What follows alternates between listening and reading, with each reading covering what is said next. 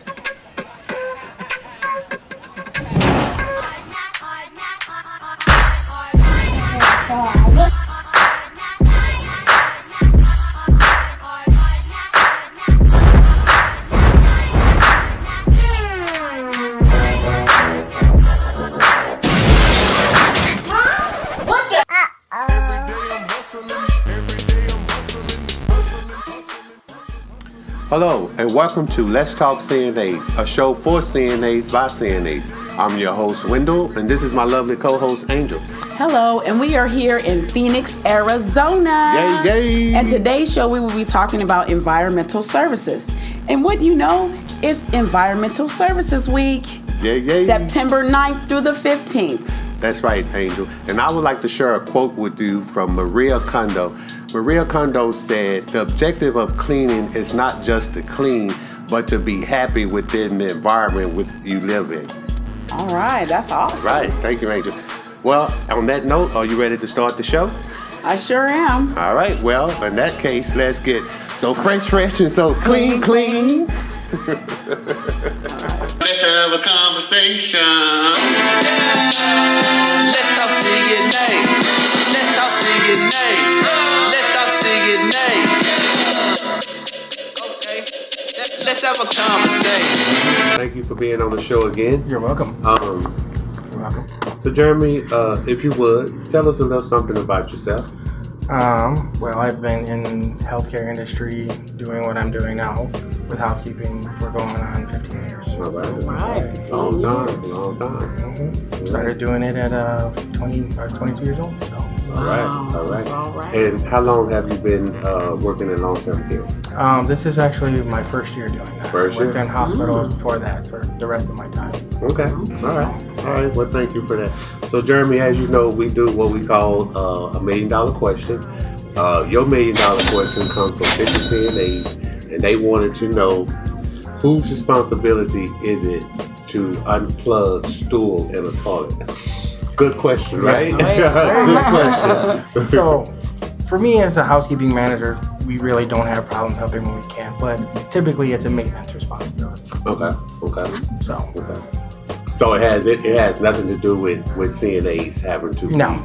I mean, I've seen it where CNAs help, even though it's technically not their responsibility. But housekeeping, I've helped, but originally it's just maintenance problem. Okay. All right. Well, thank you for answering that question, and I hope that answered you guys' question. All right, Jeremy. So my first question to you would be, how can CNAs assist with environmental services? For us on a daily basis, when there's certain issues that come up, if say there's a patient that urinates, they sometimes in places that I've worked, they've always waiting for housekeeping, but generally in that aspect, we disinfect. So they clean it up, we come disinfect. Makes everybody's job a lot easier. Okay. Instead of waiting around. Okay. So you say CNA should actually just dry it up and call and then we'll come and disinfect. Disinfect. Okay. Yes, that's right. Right. Y'all hear that? Okay. That's always been a big thing. Same thing with vomit. Yeah. Right. It's always just, no matter where I've worked at, it's always been a problem. Right. But, okay. We try to work with each other as much as possible. All right. Teamwork. Good. Teamwork. Yes. So, Jeremy, What are some of the tasks that housekeepers do on a day-to-day basis? A lot of tasks they do. A lot of them, depending on where they work in the facility, they either have offices they have to start with or restrooms. But on a daily basis, it's dusting, cleaning bathrooms, patient rooms, mopping, sweeping, whatever their daily task is. Because in the building, where I'm at, they all have different stuff that they have to start off with in the beginning of the day. So, but a good chunk of their time is spent cleaning patient rooms. Right. So, okay. All right. And the patients really do appreciate that. So, yes, they do.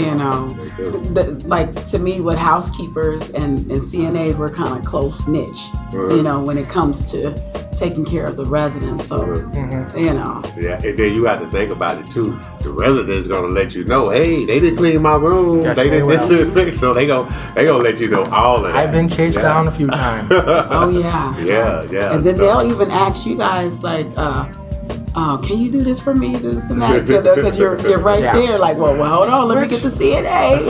And then in that aspect too, when it comes to certain things with that, my girls don't have a problem. You need a blanket or something, they'll go get it. That's right. That's the same thing as when I worked in the hospital. If they were allowed to get something to drink, the girls would go get them a blanket or something to drink if they were allowed, or if they went on NPO. But like I said, it all becomes down to a team aspect. That's Okay. right. All right. Exactly. All right. So I just want to clarify something from what you just said.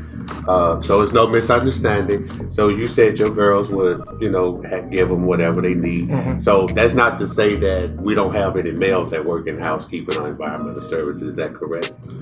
We do. I mean, like my floor tech. Yeah. My floor tech. But I have a female floor tech also. Okay. So they all work together. Okay. So. Okay. All right. Thank you for that. So, Jeremy, here's one of those questions that I think everybody too probably should have been $1 million question too. But for instance, like as you said earlier, if there is urine on the floor or something, the CNA should be the one that's patting it up and then calling you guys.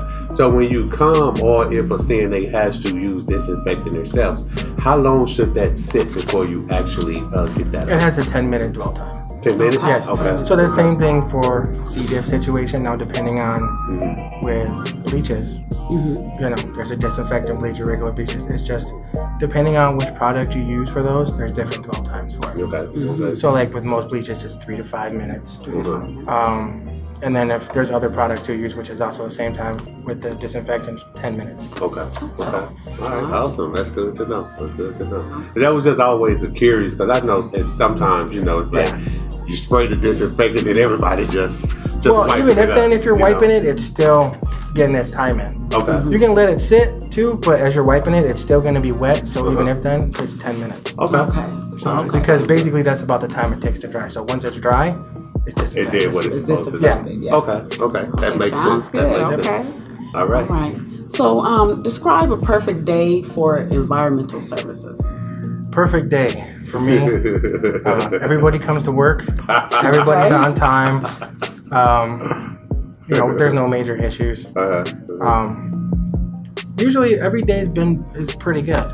We have our days where they're bad, but that's because if there's a lot of dischargers or something like that, it does make things hectic, or there's a lot of isolation cleans, it makes things hectic, but pretty much every day on a good is pretty much good.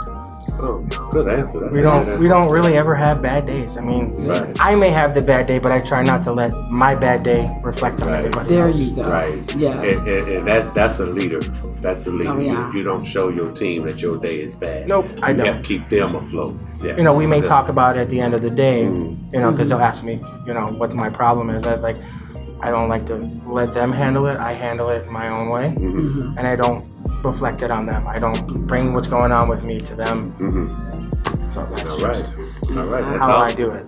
But that perfect day is with any department. Like, we want everything to go through. Everybody show up, all of that. So that's pretty much basic.